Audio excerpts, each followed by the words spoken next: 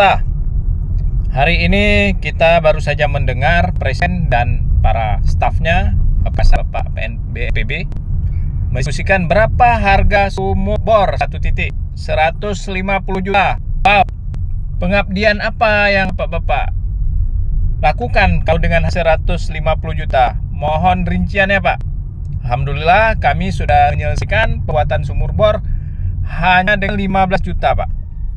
Itu sudah cukup membuat sumur bor dengan fasilitas yang memadai, dengan bak toren dan tiangnya, Pak.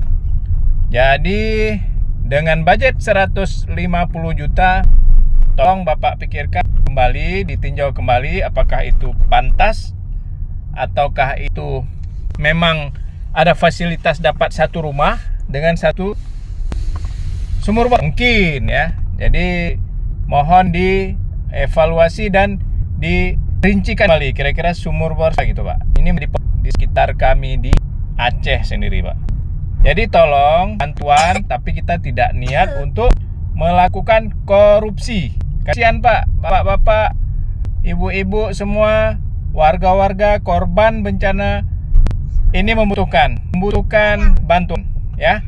Terima kasih. Assalamualaikum.